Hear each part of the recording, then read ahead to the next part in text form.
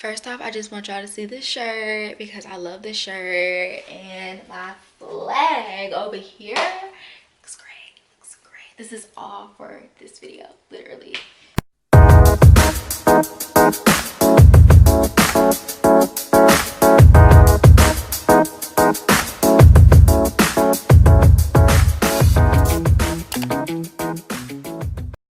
Welcome back to another video, you guys. If you are new to my channel, go ahead and hit that subscribe button for more videos to come, more college vlogs, more hair tutorials, more makeup tutorials, you name it. Go ahead and hit that subscribe button, and make sure you guys follow me on Instagram at theokaekaela, because if you guys have really been following me for a while now, then you know I don't really get on Snapchat that much, so Insta story is pretty much like my Snapchat now.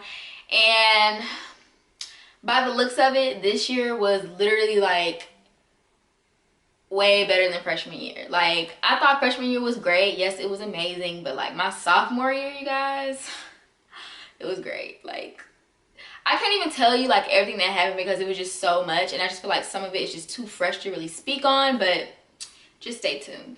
All right, so of course I want to get to the nitty-gritty first.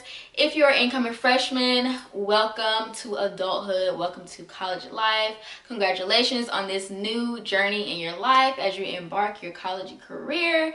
And if you're a returning student, welcome back, and congratulations, you made it to another year. So basically, I want to touch bases on academics first, because that is the main reason why you go to college. If you're a freshman, always have this in your mind. My mindset is college is an investment in yourself. I tell people that all the time, and that just really helps me keep myself grounded when I'm handling business in school, because as an out-of-state student, I'm from Georgia, and I go to school obviously in Florida, in Tallahassee, Florida.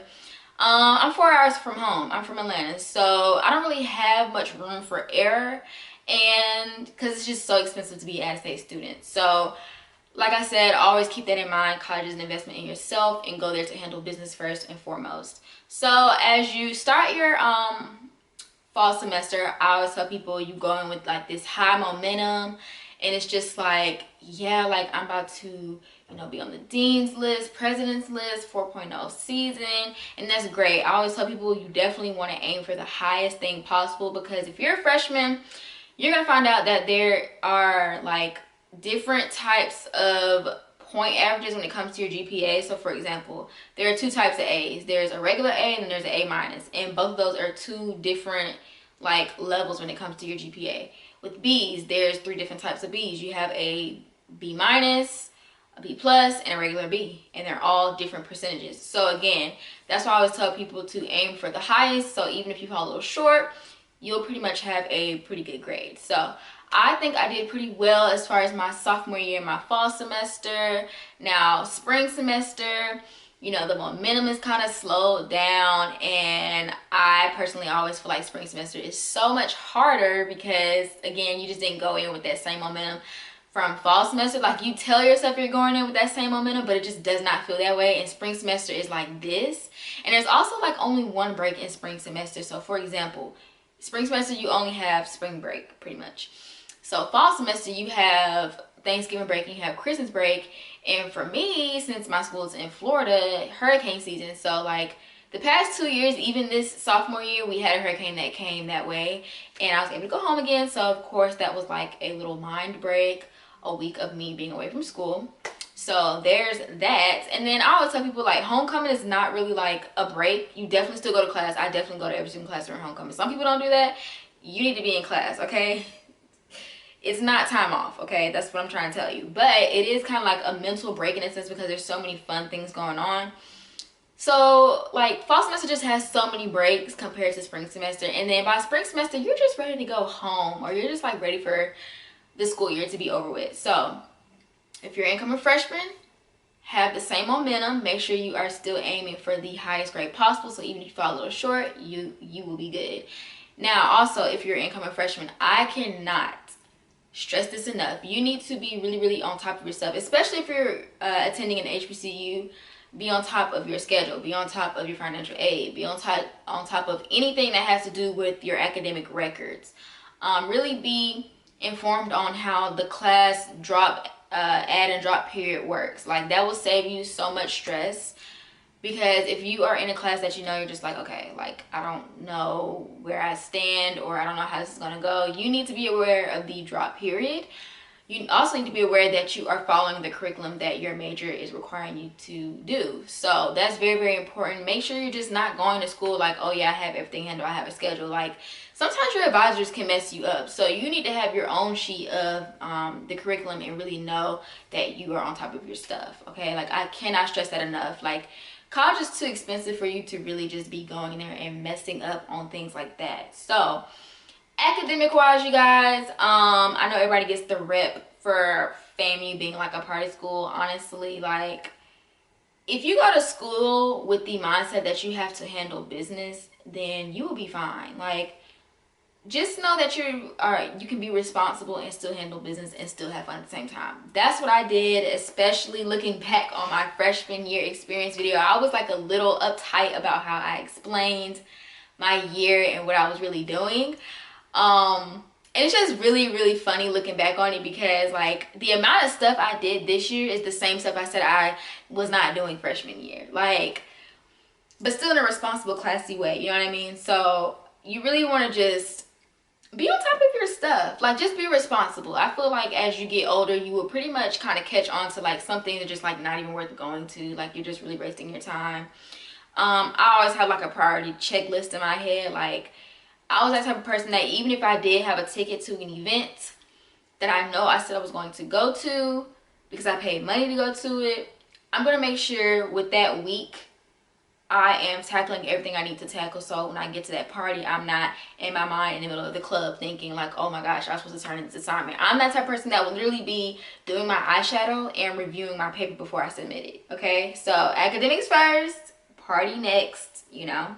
So that's just how you have to think about everything. And I just think that this past year, my sophomore year, it was just great. Like if you follow me on Instagram or you follow me on Snapchat at the beginning of the year, you know I was documenting so many things. Like if you even watched my last few vlogs,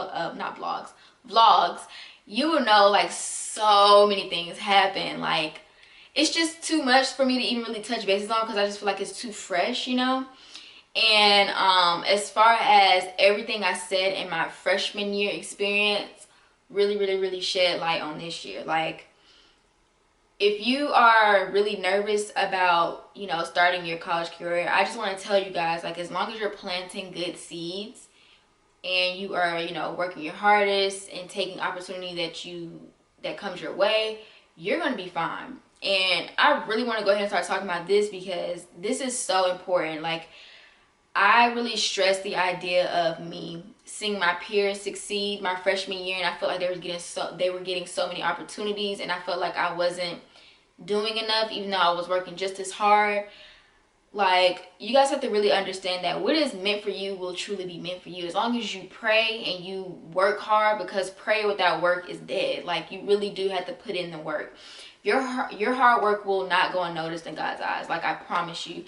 And whenever someone is telling you no, or you don't get a certain opportunity, that doesn't mean that that's the end of the world. That doesn't mean that you aren't going to be successful in that field or in that major.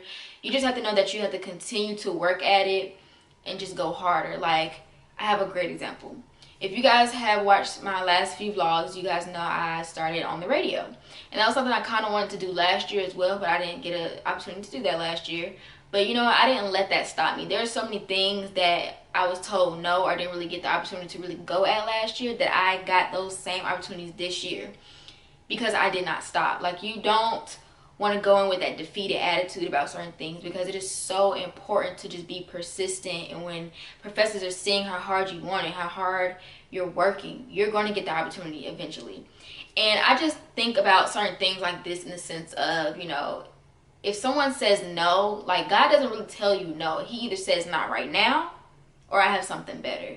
You just have to think about certain situations like that. You don't ever want to feel like you've done so much and you just give up. Like you've come way too far, especially to make it to college, you know, to just have this attitude like, if I don't get it on the first try, I'm not going to do it again. Like, no. Like, when you get it out in the real world, you're going to have people slam doors in your face with opportunities that you thought you were going to get because you thought you were so qualified for. If it's not meant for you in that moment, it's not meant for you. So, you know, I just encourage, you know, returning students and freshmen to really work at what you want and perfect your craft in anything. Because even if you don't get the opportunity now, I promise you're going to get it later, or you're going to get something 10 times better. It's really funny how life works. Like, the same things you thought, like, oh, like, I thought I was going to get this, da-da-da-da. It will really come full circle, and you will realize, you know, like, that wasn't even nothing compared to the opportunity that I have now. And when you get into college, a lot of people are going to tell you, like, it's a competition. It kind of is, but you don't want to be that person either that gets an opportunity that you know you can put other people on to help you. You want to build empires, and never ever ever ever ever, like, I cannot even stress this enough, you're going to be in your major and you're going to have some professors that really put certain students on a pedestal, or certain people that just graduated on a pedestal, and make you feel like you're inadequate to do those things. Don't feel that way. Don't feel like you have to have your professor's validation. Don't feel like you have to have your peers' validation. Don't even feel like you have to have the people that come in as guest speakers validation when it comes to doing certain things. Because I'll be honest, some of the people that have been put on pedestals do not work as hard as you think they do behind the scenes. There's a lot of nepotism and politics that goes on in school. So that's why I always tell people, you need to really stay in your lane and do what you need to do and perfect your craft, and really be passionate about what you like and what you want to do. Because I'm telling you, it will come full circle. Even those that you think are talking behind your back or don't think you're really qualified for doing something, you keep at it, because everything will come full circle. That's why you don't want to be that person who puts someone else down because you don't feel like they're capable of doing something, when really you guys need to be touching bases. You need to really network with the peers in front of you, not just the upperclassmen or the people that's in the same classification as you, even the people that you see under you that you know have great potential. You need to work with them. Like, these are people that we are going to be working with out in the workforce. You know, don't have that mentality that once you get put on, you can't help others. That is like the biggest way to block your blessings. And I have encountered a few people like that in college. You do not want to do that, because the funny thing is, the same people that do that are the same people you're going to be at the same table with eventually. And they're going to be wondering, like, how did she make it here? You know, you stayed on your course, you stayed on your path, and you didn't worry about what other people said. You know, you just kept doing what you needed to do. So that's my advice to you guys. Really, really go at it. Take what you want from what I just said. You will encounter it sooner or later in college. I promise you. I promise you, especially once you get into your major. It's like so many people that really feel like they're in competition with you. Never ever ever have that mindset. You know what you bring to the table, and you know what they bring to the table. You still be nice, you still help out. And another thing I want to touch bases on, one thing I have really really learned this year is you want to allow things to come, what's the word I'm looking for, you want to really watch when you speak on certain things. The power of word is so important. Like, what you speak out into the world is powerful. So I love to speak things into existence. That doesn't mean you have to speak it in front of other people, but just believe it. Like, if you already believe that it's there, you can attract it. It's just kind of like attracting money in a sense, or attracting an opportunity in a sense. You speak on it, you feel it, you believe that it will happen. And you have to be careful about prematurely talking on things. That is so important. I think that that's probably the number one thing I've learned this year, is to make sure things are solidified before you really speak on them. Like, if you know there's an opportunity that can happen for you, don't go out speaking on it just yet until it's solidified, because you can kind of sabotage your own opportunities by speaking on them too prematurely. That goes with any business deals. That goes with any opportunities, any events that you could possibly be hosting or be a part of. Really watch how you speak on things. I cannot stress that enough. Even as a freshman, I know you get excited, you get, you know, so amped up about all these new opportunities, but really watch how you speak on certain things. Keep it to yourself. Wait till it's solidified, and then be excited for it. It's kind of like letting your success or your work speak for itself. You know, you don't always have to broadcast everything. And I know me being like a YouTuber is kind of like, well, Kayla, you're kind of broadcasting things, but I don't want to keep certain things private. Like, a lot of things I have shown or, you know, broadcasted was already solidified months ago. You know, you just have to kind of work like that. Work very, very smart and strategically when it comes to things like that. So another thing, as far as my social life, I want to make that for part 2. So I hope you guys kind of like got, you know, a lot of the things that I was speaking in this part 1 session, because this was just about the things that I've really learned and will take forward with me as I continue my years in college. And if you're a freshman, I hope you really got a lot of the gems that I just dropped in this video, because it will carry you a lot into your college career. And another thing that I want to touch base on before I end this part 1, your character and attitude will take you far. Do not come to college with such a closed mind and being too judgmental. Like, you really do want to come in with an open mind and an open heart and ready to just tackle and do new things. Don't be that person who always has an attitude, because professors see that, future employers see that, people on campus see that. You want to always be bubbly. You want to always, you know, just put your best foot forward and be the best person that you can be. Your character will take you far. That will be the deal breaker, whether somebody writes a recommendation letter for you or something for a scholarship. Another thing, if you guys are coming to HBCU or just any school in general, I cannot stress this enough. And I'm going to say it again. I know I've already mentioned it, but please be on top of your stuff. I just hear so many stories about students complaining like why they can't come back or can't do certain things. When you go to the office with other staff or financial aid, you will really be surprised on how many things are not like broadcasted out to the student body. But because you talk to communicative people, you will find out certain things that were like kind of hidden that you had no idea about. Because you went and you talked to someone, they will help you. So that's a gem right there. Please take note of that. Let me know if you guys want me to make a separate video aside from my sophomore year experience of like question and answers. Definitely let me know that in the comment section down below, and stay tuned for part 2.